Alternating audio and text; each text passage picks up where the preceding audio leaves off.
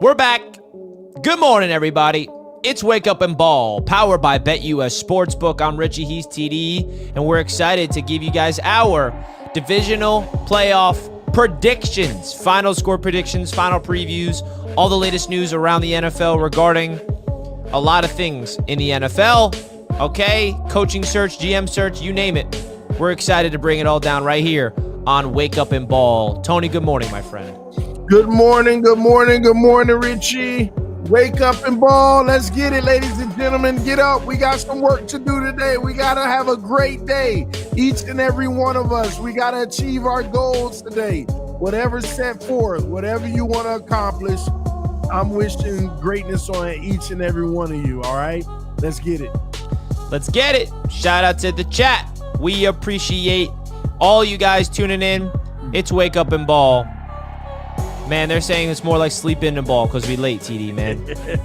No, we had to take care of some business on our end, get some stuff together for the show that didn't come through, but we're all good now, all right? Let's get it, man. We got a lot to discuss, though. Again, thank y'all for tuning in. Let's have some fun. Yeah, man, the people that call us the late table and all that, just know that the reason why we're always late is because we are talking backstage about business before we go live. Important stuff. It's not like we just got on and then we went live right away. So that's the reason for it. You guys deserve it. Deserve the know. But at the end of the day, I think that we are excited to get some stuff in. Now, the first news I want to highlight, we're talking some Jets. Haha! Some news came out the other day, and that news is Aaron Glenn's number one option is the New York Jets, according to NY Post. Now, I told you this was the case weeks ago, TD. So this is not news to me, but now it's official. Does this guarantee Aaron Glenn the job? No, because do you know who needs to want him? The Jets, which we're also rumored to hear that they are interested in him. But what's your thoughts of the news that Aaron Glenn's number one option is the New York Jets? I told you that Aaron Glenn wanted to be a Jet for all the reasons. Your thoughts? Who reported this, Richie? NY Post, Brian Kaz, who's been a Jets reporter for over decades and decades. He's plugged in. He wouldn't make it up. Yeah, Richie. Sometimes these guys are hearing from another guy. It's that simple. Some guys. Sometimes these guys are hearing from another guy that they trust. At the end of the day, Richie, secure the bag then. If Aaron Glenn wants to be a Jet, secure the bag. But they're also interested in Brian Flores, so it's like interesting. No. But I'm just saying, though, the Jets.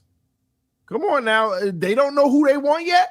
Let me ask you, do you think the Jets know who they want, their number one candidate yet? I'll tell you this. They better. They keep interviewing everybody. They just requested to interview another person yesterday. Did they already interview Aaron Glenn?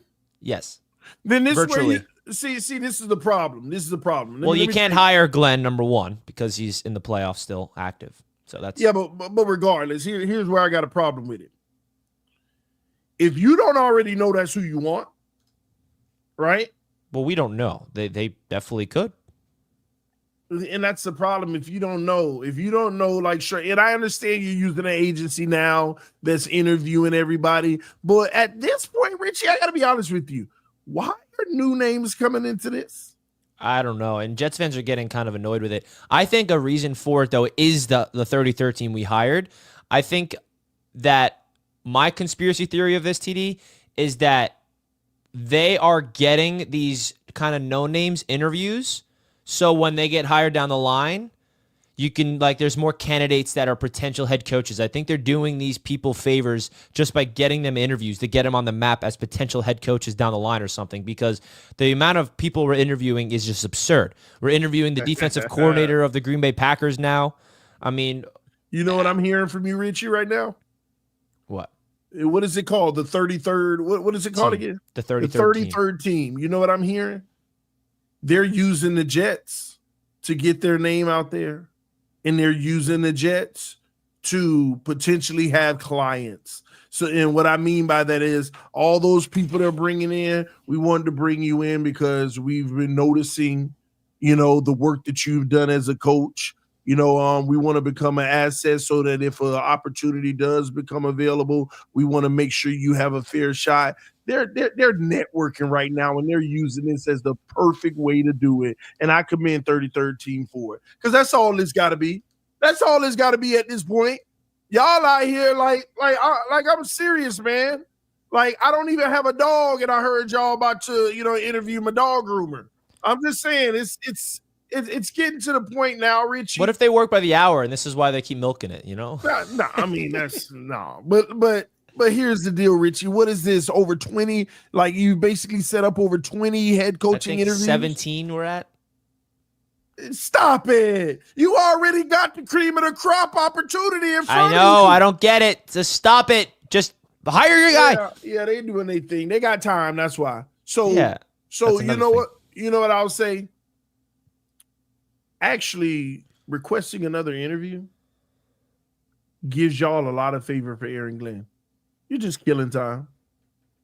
That's another thing. We have to wait for Aaron Glenn to be eliminated from the playoffs. Yeah, maybe that's what it is. I don't know how this works, and maybe you don't know anything, but no offense. But no, I'm just kidding.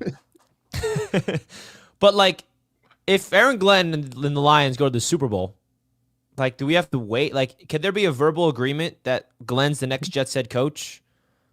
Like, leading into that Super Bowl? Because say the Lions win the NFC title game and there's that 2-week period, like, are we going to get news? Aaron Glenn has decided to be the Jets head coach and he will be announced after the Super Bowl, or is there going to be like a wait? Like, you know what I'm trying to say? There'll be a report from Chef or Ian, whatever, that says the Jets are expected to offer him the job.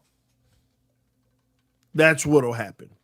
Because I can't wait. They'll already talk to him, and he'll say yes or no. And if he says yes, they won't release it. They'll say the Jets are expected to offer him the job, even though he's already agreed. So, yeah, I hope that it's Aaron Glenn makes so much sense. I don't know if you saw an interview that's going viral with Aaron Glenn. I would love to show you it, which is a big reason why a lot of Jets fans are excited about him potentially being the Jets head coach. Let me see if I can pull up the exact one. Let me see, because there's so many things to love about Aaron Glenn, man. There really, really is. And also Ben Johnson was asked about him, and he had such amazing things to say. Here it is. So the question was about, like, usually in today's NFL, offensive play callers, offensive head coaches are the ones that win Super Bowls. It's very rare for a defensive mind to be successful. You know, Bill Belichick is the outlier, and he had an interesting comment about it. So I wanted to get your thoughts about what Aaron Glenn had to say. Mm-hmm.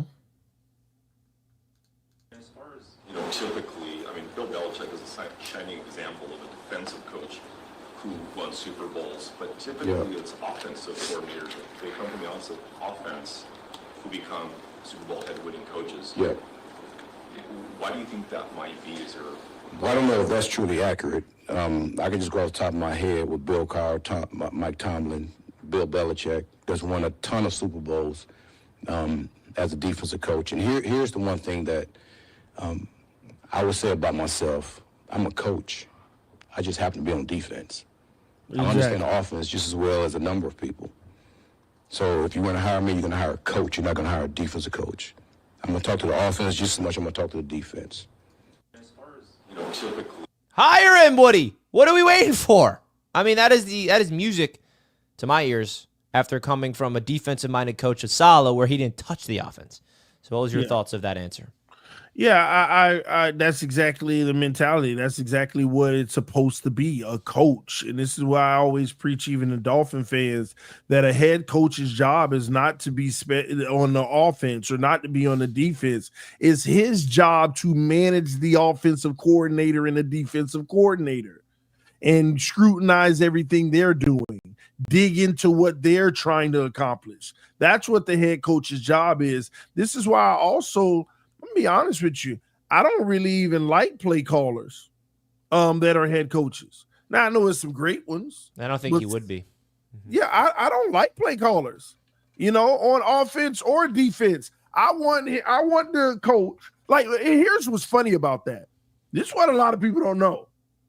And nobody talks about this, Richie. Belichick wasn't calling plays. Even on defense. He wasn't calling plays. And this is why Brian Flores got his opportunity. When they released that Was he calling plays? Yeah, that was Brian Flores was the play caller on defense. Yeah. When they released that footage, and I knew it worked that way. When they released that footage of the Patriots last Super Bowl, they showing you the mic'd up with Belichick, and he just keeps on to the OC, going to Flores. All right, Flores, you got this. Make sure you have your calls, have them ready, your alternates, blah, blah, blah, blah, blah. All right, just send them in and make sure you're good. Like, he's being a head coach. This is how it's always supposed to be. I couldn't agree more. Saleh was the same way. He didn't call plays. Didn't work. I like that when we got Saleh, he hired Jeff Ulbrich. Jeff Ulbrich was the defensive coordinator. Ulbrich was the play caller on defense. And Saleh took on the CEO role. Failed, of course. But I love that. You look at Dan Campbell, perfect example. CEO coach. And when you are a successful CEO coach, you know what happens? Your coordinators get jobs. And that's what's about to happen with Ben Johnson and Aaron Glenn. Exactly. That's what's supposed to happen. That's your responsibility as a head coach, to develop your coaches and hold them accountable for the units that they operate. And Jesse said it best in the chat. Last Second Sports. I like CEO head coaches also. That's what is that a knock at Shanahan? That's what it's supposed to be. Like a head coach isn't supposed to be this offense and defense especially. Yeah, they know the game, so they're dissecting what the coordinators are doing, helping them, developing them, getting them promoted to get jobs. And guess what? And when a CEO head coach can prove that he can run a successful team and leading through his coordinators, then he gets promoted to general manager eventually. That's the way it's supposed to be. So here is Ben Johnson getting asked about his colleague, Aaron Glenn.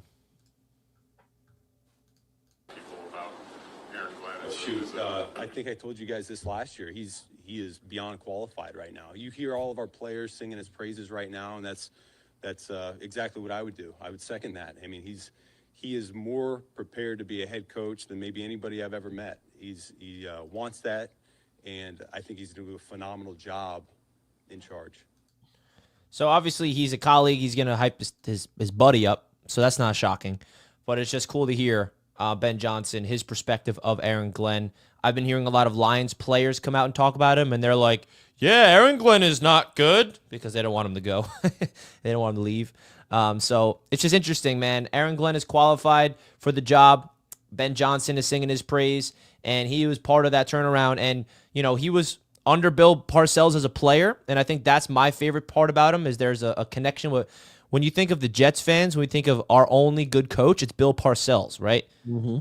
Like Rex Ryan is the last time we were successful. Well, Bill Parcells brought that. Glenn was underneath him. It was also underneath Sean Payton when he was the defensive backs coach. When the Saints were really good, Sean Glenn was under Sean Payton. Aaron Glenn was under Sean Payton, and now he's under Dan Campbell, who has this Lions team completely dynamic. So hopefully, I really want Aaron Glenn. I've been saying, you heard me, been on the Aaron Glenn hype train for weeks, and now he's like getting momentum from the majority of Jets fans. Not every Jets fan wanted him early on in the race like I wanted, but now he's becoming the favorite. So we'll see. Yeah, but we just got to keep this in mind. I know we're getting reports of, he wants to be a Jet, but I believe he'll have 2 or 3 options. And don't forget who your owner is. That can play a bad. Who he worked with in the past, so there's a relationship. Yeah. But work with them in what regards, Richie? Scout. Exactly. Come on, man. He didn't work with him. like he was a scout. He was employed by him. Yeah, he wasn't employed by him. He wasn't like what he didn't say. Hey, let's hire that scout. I liked his interview. No, Woody wasn't even involved. What are you like? Oh, yeah, it's There's a little scout picture down of there. them two together. Of you know. course, it's on that day where Woody comes in and hey, all you scouts, let's take pictures with the owner. Like, let's be honest. So that's not a factor to me because Aaron Glenn is wise enough. He's already proven that he's going to make a best selection if he has the opportunity, in which he will have a selection, in my opinion, that's going to best suit his potential for success long term. And I'm not saying it's not the Jets, but that Woody situation is something he's going to think about. And he's a good leader. I think he'll be fine to work through that regardless. But it is a factor. Yeah. So when he's making his decision. So we'll see. We shall see indeed. Moving right along, we're back on the Deion conversation because this is going to be a conversation until the Cowboys interview. Now, before we get into Deion Sanders, Robert Saleh is the first coach that the Cowboys have requested to interview. What's your prediction for Saleh? Is there any chance he goes to Dallas? Is there any chance he goes to Jacksonville where there's actually, momentum? I think the Raiders are interviewing him as well. And then the 49ers interviewed Saleh to be their defensive coordinator, which I think is the most likely destination for Saleh. I would be shocked if he goes right back into a head coaching role. I think he needs another year as a DC before getting another opportunity. But why do you think Saleh is his hot name on the head coaching market? Like, do you feel like he deserves another chance about what he did with the New York Jets as a head coach? Well, I think some people want to bring him in just to, get his feel about what happened, and if they can, let him in on some insight of, why it took place, that'll make him look in a better light. A lot of people probably had him on their radar sooner than that, so they want to bring him in the building. You know how teams want to draft a player, they couldn't get him, and then 4 years later, even if they are bust, they're like, "Hey, bring him in. I like the talent, and let's see if we could work with him because I wanted him 4 years ago in the draft." That could be a factor in it, and also get an interview. He has experience, so hey, he gets an interview. And one of the best things for Robert Saleh, even though I don't think he'll get a head coaching job this time around, one of the best things for him is that the Jets didn't get any better. They didn't get any better. So, but they got worse when he left. Yeah, some people are saying. Yeah. And that's it works in his favor too. So that's the one thing that's in his favor. Like when he left, they were like here, and then when he got fired, they dropped like significantly. Yeah. So they regressed when he left. So I don't know. I don't expect Saleh to get a job. The momentum is Jacksonville because of the ties to that organization, because he was a linebackers coach there and he has familiarity with the people in that organization. So we shall see. Now, are you going to go out here? What's your level of confidence of Deion Sanders being the coach of the Cowboys? Because it's really up to Deion Sanders, right? Jerry Jones obviously is open to it, but would Deion Sanders be open to it is another conversation. Do you think this is actually going to happen, or is this just something that we're going to talk about for weeks and then Deion's like, nah, I'm committed to Boulder, Colorado?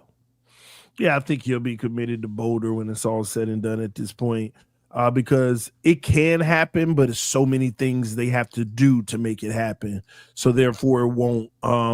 They got to deal with the Dak Prescott situation. They got to deal with a potential trade that can land them the pick that they need to get it done.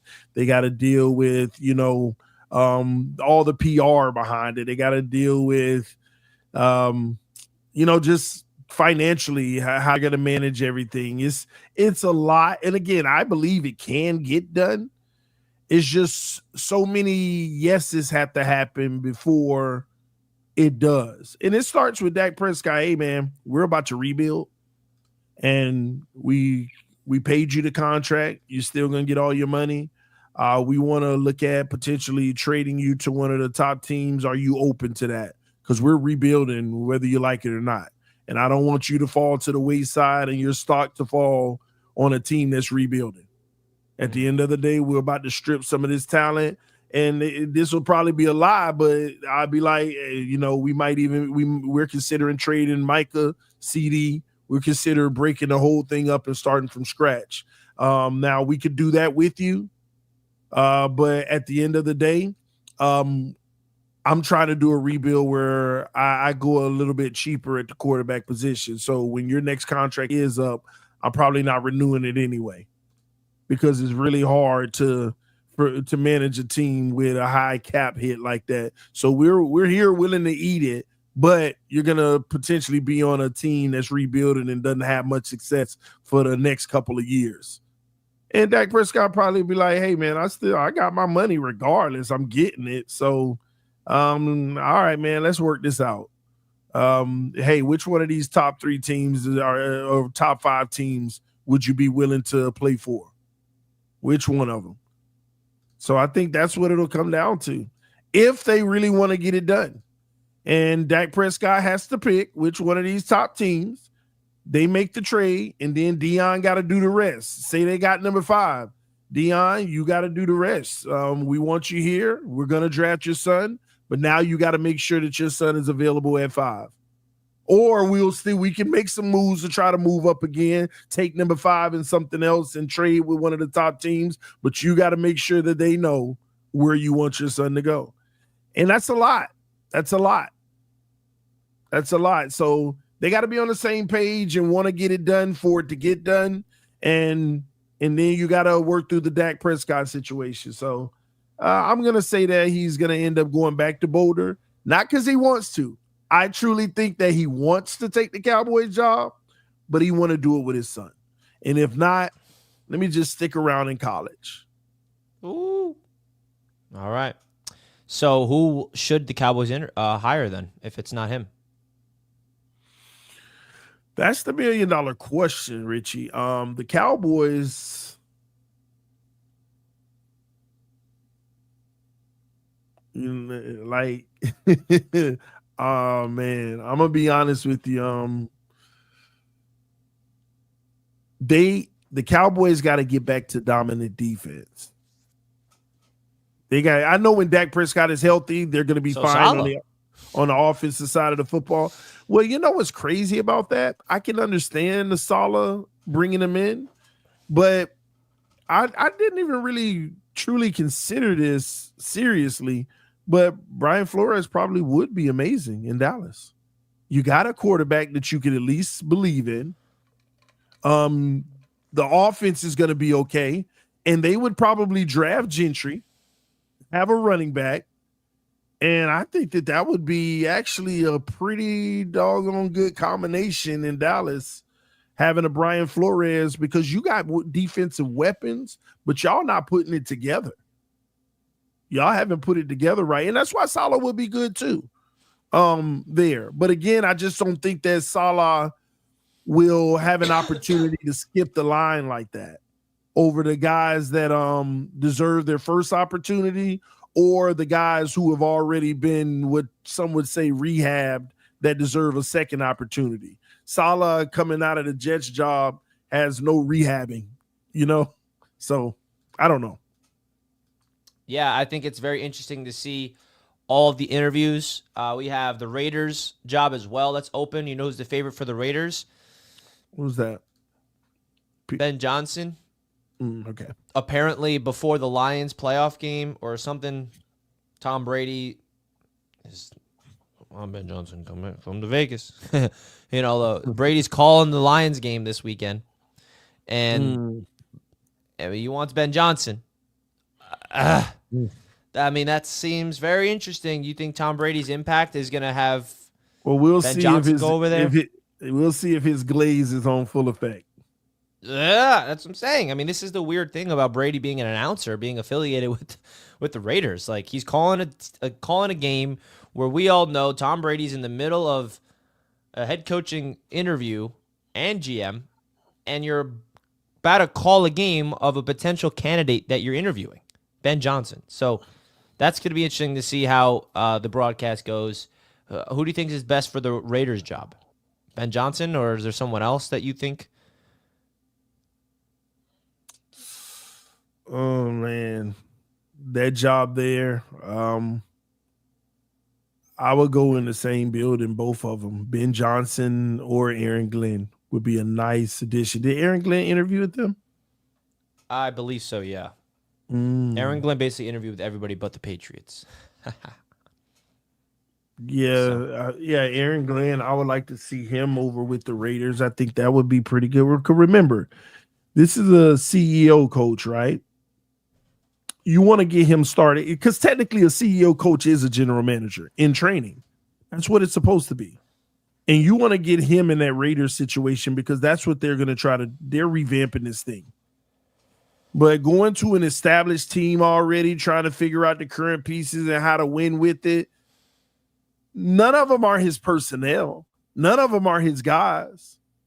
Like, people need to understand that too. Just because you got a team in place and you're like, oh, the last coach underachieved. This is great talent. We need a new coach.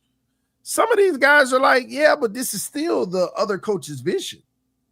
These player personnel, they're good players, but how my philosophy in football and how I like to have my team play football, a lot of this good talent don't fit what I like. So people don't realize that either. When you have the choice of where you want to go, if you're the top candidate, you want to be selective on where you'll have a blank sheet of paper that you can start to create art on.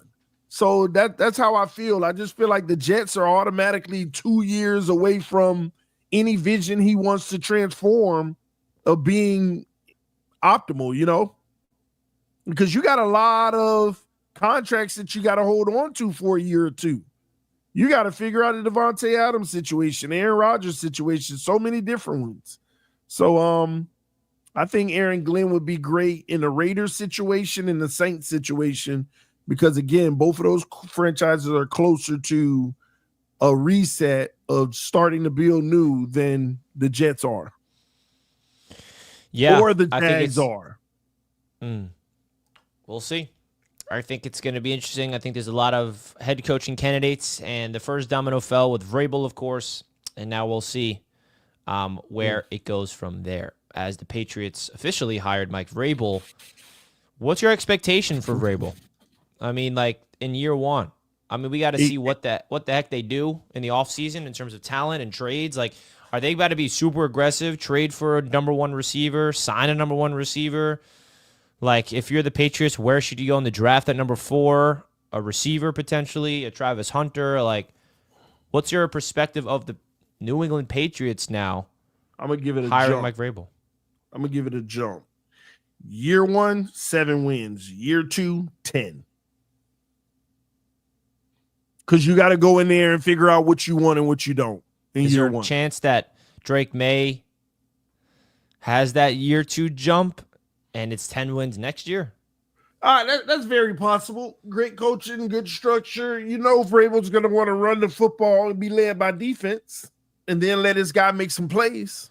So, yeah, see, coaches like Vrabel, they coach to where they don't have to depend on the quarterback. You don't have to be – we're not coaching for you to win the game. I mean, he said a stat. It's like teams are 40-2 or something wild when they run the ball 40 times. Which is crazy, right? Yeah, but I mean, the way he coaches, I'm not trying to have you put everything on your shoulders. You'll have a responsibility, but your responsibility ain't to be this game changer. Now, if you can be, oh boy. But listen, your job is just not to lose us the game. Don't turn it over, make good decisions, and make a play here and there. I ain't asking you to be Brady. I ain't asking you to be nothing great. But we're going to run this football. We're going to play good defense. And our goal is to fight to give you every opportunity you can. Hey, we just got you the ball again. Nothing? Okay, let's go back to work. Oh, we got you the ball again. Okay, he gave us a little something. We got 3. We got you the ball again. Oh, we punched you the touchdown. We cooking now. Got you the ball again. Man, that was blank. Vrabel ain't of course he won a good quarterback, but he ain't focused. He wants to build a team to not need the quarterback, and you'll always be competitive. That's what Mike Tomlin does. Build a team to not need the quarterback. One day you're going to hit on them, and you're going to have a dynasty on your hand. Keep building and not need the quarterback, and one day you're going to find one, and you're going to have a dynasty on your hand. Dynasty? Hope not. Yeah. I mean, there's a chance here. The New England Patriots, they obviously feel like the coach is what they were missing. They let go of Gerard Mayo. They went there the way that they searched is one thing, but, congrats to the New England Patriots. This is their new era, And only thing we can hope as a Jets fan base is that we get the right man in charge. We know that the Dolphins do not have the right man in charge, so that's good for us. That's good for the Patriots, and the Bills. They're in the heart of a playoff race, potential a Super Bowl run. I mean, like as a Dolphins fan, you're sitting back watching the Patriots hire Mike Vrabel, watching the Bills have a potential Super Bowl run, winning 5 straight division titles. And the New York Jets, we don't know if they're going to get the right guy or not, but there's a change happening with New York, a change happening in New England. But there's no change happening with the Miami Dolphins. Like, absolutely zero change is happening. Like, what is going on in your mind as a Dolphins fan witnessing your 2 division rivals make changes where obviously there's no guarantee the change will work, but it's still a positive sign of, okay, they're not staying the same, meaning there's going to be a change of a potential of being good. It could be worse. Or it could be worse. I don't think there's any worse with the Jets, by the way. I mean, there's no going down. It's either we're the same or we get better. So what's your perspective as a Miami fan? Because there's so much change happening around the division. Besides you, the Miami Dolphins are stuck in a purgatory mode right now. I mean, you look at Mike McDaniel, he doesn't move the needle, especially when you're an offensive play caller, offensive quote-unquote genius, and he went out there and the offense underperformed. Tua goes down, you still got to be able to coach the backup quarterback to play good football. And you still got Tua as your guy, and you're very vocal about your stance on Tua. He's the next Drew Brees, apparently, according to some Dolphins fans, right, TD? Right? Next Drew Brees, spot thrower, accuracy through the roof. I mean, what do the Dolphins have to do this offseason to convince you that they actually have a chance this year? Nothing. We're going to I already know 1,000% without a shadow of a doubt, Chris Greer is going to give us a chance this year. But it's going to cost us everything.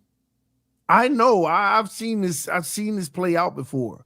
We're going to use future draft picks. We're going to move up in the draft. We're going to do all kind of stuff. We're going to go get some good players. We're going to have a beautiful high-end draft.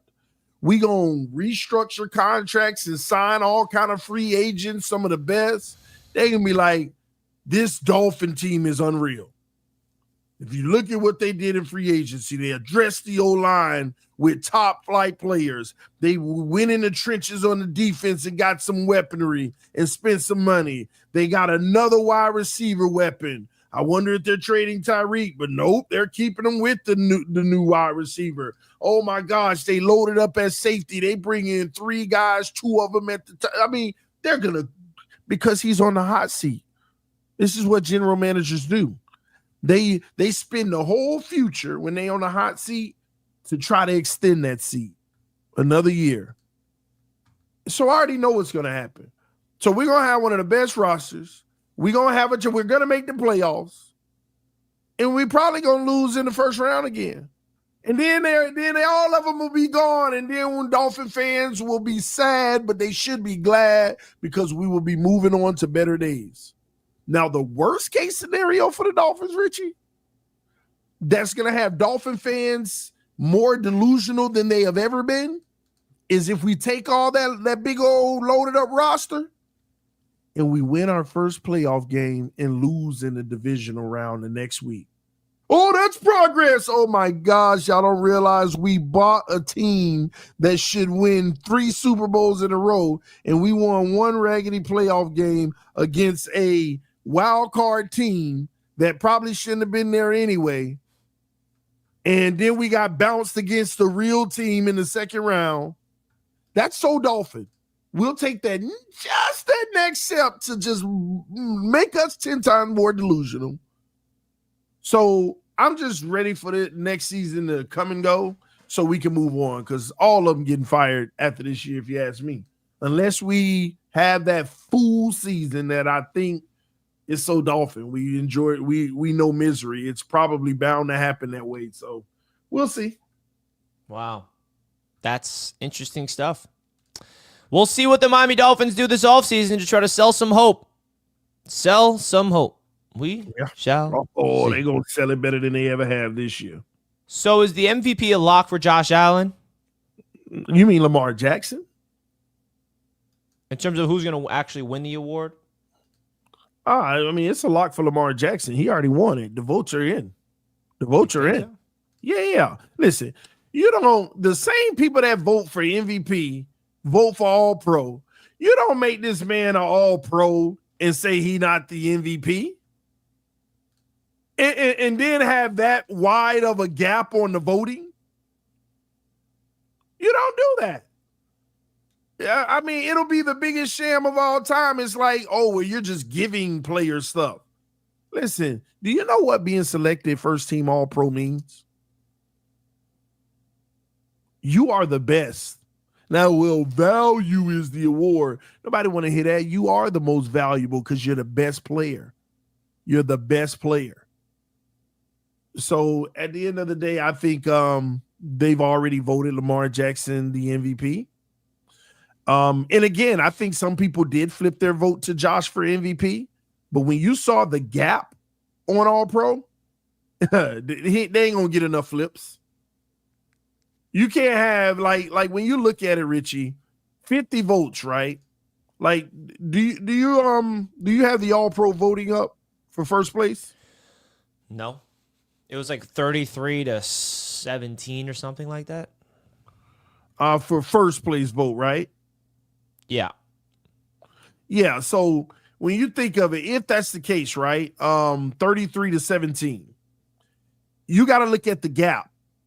It's a 16 person gap. Even if 5 of them flip it to Josh Allen, it ain't gonna matter. That's the problem. So it was 30-18, Richie. 30-18. 12 gap.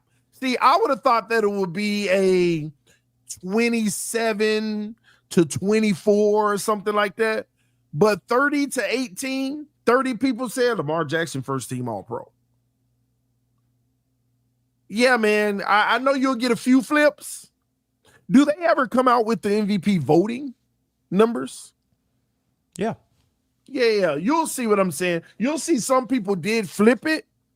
And then on top of it, Joe Burrow getting 2 first place votes. I don't think they're going to vote for him to be MVP. Because I understand the All Pro, statistically and stuff like that. Who are they going to give those votes to? So that'll be interesting too. I just think that they've already voted for Lamar to have that kind of gap. Well, let's see if there's any odds on the MVP race as it stands. I don't think they have it anymore. Well, the vote is in, so NFL's. Well, they can't. They can't have it anymore. They're not allowed to.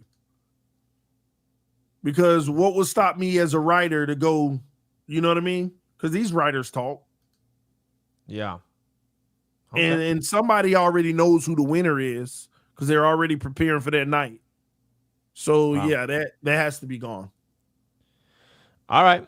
Well, let's look at some other odds on BetUS Sportsbook, the #1 online sportsbook. Using the code YouTube150, folks, gets you a 150% bonus on your first deposit, 125% on your next, second, and third. There's a lot of interesting prop bets that you can have. We can predict a Super Bowl MVP. What's Lamar Jackson's? Mahomes is plus 400. And Josh Allen and Lamar are tied for plus 550 odds to win Super Bowl MVP. What do you think, TD? Ooh, 550 on Lamar. Okay, we gonna get paid, man. Why you got Ravens win the Super Bowl? I also have to ask you who you have in the Super Bowl coming out of the NFC because you had the Vikings in it all along and they got bounced. Yeah. Man, I think there's another cool Eagles Baltimore. You got Eagles coming out of the NFC? I don't know, man. I don't trust the Lions. Like as these games get tighter and tighter, that bold football can kill you. Like you win by it and die by it, and you've won all season. So you have Baltimore over Philadelphia. That's at plus 1,400. I don't know. You can bet the exact Super Bowl result too. Yeah, I would go Baltimore over Philly. I think I'm gonna go Baltimore over Detroit, which is plus 1,000. What was mine? Plus 1,400.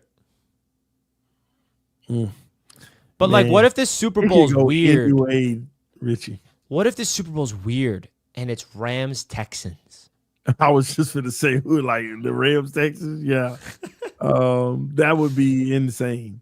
What if it's that Rams ain't Texans? happening? Or Commanders Texans, which would be even crazier because it's two, Texans Commanders would be the craziest Super Bowl ever. You got a rookie quarterback and a year 2 quarterback. The problem is the Texans, nobody in their mama going to bet the Texans to beat the Chiefs and Baltimore or Ravens. Or Buffalo. They got to beat 2 of those teams in a row to get there. No. On the road? Yeah, that's not happening. They done this weekend, man. Let's call it what it is. You think they done this weekend? You give them no chance. So you are? No. Okay, yeah. Oh, my God. But you never know, man. You never know. Yeah, this could be one of the worst upsets ever. And people would be like, wow. And it'll mess up everybody ticket. Everybody's betting slip if the Texans were to win. Oh, man. Can you imagine? What's your expectation in this Texans-Chiefs game? You think it's going to be close, or are the Chiefs about to blow them out? Chiefs don't typically blow teams out. It'll be like one of those classic 27 16 games or something like that. And trust me, it was 27-10 with 6 minutes left in the fourth, and they got another touchdown and missed the 2-point conversion. So it's one of those games. All right, so you got Chiefs in the AFC title game. Now we know who you got in the other game, so we're going to skip that preview, right? Washington versus Detroit. And I know this says wildcard preview. It's a mistake. It's a divisional preview. Apologies for that. But you look at the stats on your screen now, TD, right? Look at the number comparisons of Jared Goff and Jaden Daniels. These are passing numbers. Who do you trust? 2 really high completion percentages. Is there a chance that Washington can pull this upset? Because they got some magic. No, I trust Jared Goff's O-line. So you have the Lions and the Eagles winning, and then the Eagles beating the Lions. Yes. In Detroit. Yeah, the Eagles. Who the Eagles play again? I'm running a blank. Rams. Yeah. By far. Watch out for the Rams. Eagles, Lions coming up. Eagles, Lions, Baltimore, Kansas City coming up. Yeah, but look at Jared Goff. Very slept on season. I feel like Jared Goff is the best quarterback in the league that no one talks about, that no one wants to give him credit. Because they feel like it's a system, it's the playmakers, he's not doing anything, it's nothing to do with him. I think that's so unfair. 72.4 completion percentage is absurd. I don't care what system you're in. I don't care what playmakers you have. Yeah, he's a great quarterback, Richie. I put him in a great quarterback. He ain't elite, but he great. Yeah, if you know my tiers, elite, great. Who's in the elite tier? Patrick Mahomes, Lamar Jackson, Joe Burrow, Josh Allen. That's about it. All in the AFC. How would you rank those 4 in the elite category? And we're not talking talent. We're just talking about ranking greatness. Patrick Mahomes, Lamar Jackson, Joe Burrow, Josh Allen. I now rank talent. We've been through this a million times, Richard. I know. I want to hear it. Lamar Jackson, Josh Allen, Joe Burrow, Patrick Mahomes. No, Patrick Mahomes and Joe Burrow. for sure. Patrick Mahomes, Joe Burrow. So how do you differentiate like the first ranking and the second ranking? So you have Differentiate the talent ranking what and what they're capable of. So if say you are playing an ironclad defense where nobody's open in the secondary, everything is covered, man to man with safety help, glued to their guy, nowhere to go. Joe Burrow's done.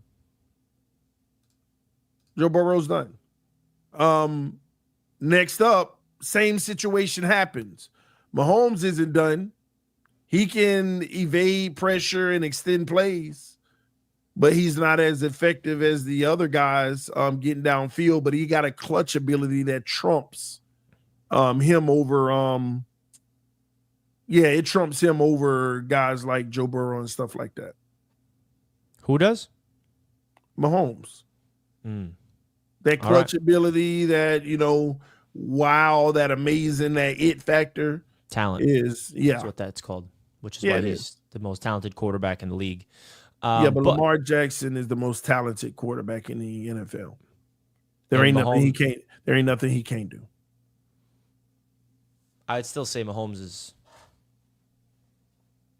at least top 2 talent in the league. Top 3.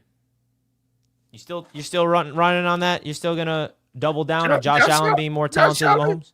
Josh Allen is again. What does Mahomes do that Josh Allen don't do? His arm is way more talented, more accurate. But look at Josh Allen's completion percentage. I'll give you that. Like, I don't know how you look at Josh Allen's completion percentage and look at all these things and think that he's a more talented because he can run through somebody. I'll add that into my factorization. So, I get where you're coming from with the passing, because Josh Allen is not as great of a passer that people think. I know, and that's why you drive me nuts when you say that he's more talented than Mahomes. Yeah, but Josh Allen's arm is more powerful than Mahomes. But here's the thing: Josh Allen in this league has a little bit of a Shaq factor with his rushing. Like, who's gonna stop me? Like, there ain't many that have ever stopped him from running and at least falling forward. It's like that's such a prominent element to his game, where if you need it, he can go get it the hard way with contact too. With not like Josh Allen has probably slid plenty of times before. It's just not in my brain seeing it, like to where he needs to. So that element is always huge to me in today's NFL. Well, I agree with some of the things, but not all. And that's okay. We can agree to disagree. All right. Mojo asks, what's Mahomes' completion percentage this year? 67.5. It ain't great. I mean, it's not great, but it's good. Better than. It's good. Yeah. 67.5 compared to 63.3. Which one's better, Mojo Chop? Go back to Mahomes. Yeah. That's a chill Mahomes season. That's a chill Mahomes season where he knows he's like, I'm just autopilot into the playoffs. I mean, Mahomes had more yards, and he passed the ball more, by the way. Josh Allen, 483 attempts, and Mahomes had 581 attempts and still had a way higher, more volume and more efficiency. We gonna sit here and ignore that guy on the other slide, Richie, on the right, man. Look at that stat line of Jackson, man. God. Like, come on. It don't even make sense why Josh. I'm telling you, they tried to force Josh to get the MVP. They were advocating. They were just trying to help him. And I just want to say, this proves my point. Mahomes has more pass attempts, which gives him more likeliness to have a less completion percentage. So that's more impressive. You have more volume, more pass attempts, which should equate to a lesser completion percentage. When you have a less volume of pass attempts, you should have a higher completion percentage. Am I wrong there, TD? Yeah. More volume, the more opportunities your completion percentage goes down, which is why it's more impressive that he has over 100 more attempts and has a 67.5 completion percentage compared to 63. Which is more of a solid piece of data. So yeah, exactly. So the 100 more attempts. Man, listen. You know what? It's sickening. They actually were lobbying. They wanted Josh Allen to win MVP this year, man. I still think he may win it, TD. You might be right, but I'm just saying he's not the MVP. Why not? He's not the MVP because he doesn't even, man, to be quite honest with you, Richie, if Lamar's season was a 10, Josh's was a flat out 9, man. It wasn't a 9-9. It wasn't close. Like, they're making it seem like it was. Like, this is crazy to me. And let's not forget even the rushing yards, right?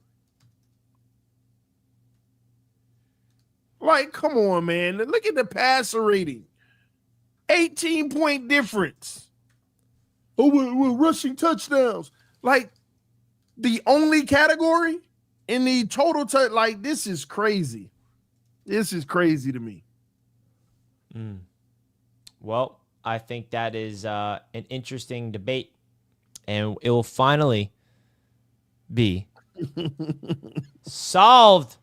Oh, I can't wait for that to be solved already. You know what I mean? Yeah, well, we got to wait. All right. Well, we are going to wrap things up here. Big shout out to BetUS, as always, for being the proud sportsbook sponsor. Big games coming up this weekend. We're going to talk about it again this coming weekend. And on the huddle, just so you guys know, the Bills and the Ravens game, we're going to be doing Roundtable cast again. TD and I will be live calling this game. It's going to be a great time to react to that live with you, TD. It was a pleasure to do it with you over the weekend with the Bills and the Broncos and the Packers and the Eagles. So I'm excited for it. Make sure you guys subscribe to this channel, Roundtable Sports. We're trying to get to 20K subs. We appreciate you all, and we'll see you next time. Any final words, TD? Thank y'all so much for tuning in. We appreciate all the love and support. Y'all make sure you punch that like button, and if you're new to the channel, subscribe right now, right here on Wake Up and Ball. We love y'all. See you tomorrow. Thank you all so much. We'll see you next time. Same time, same place. Peace.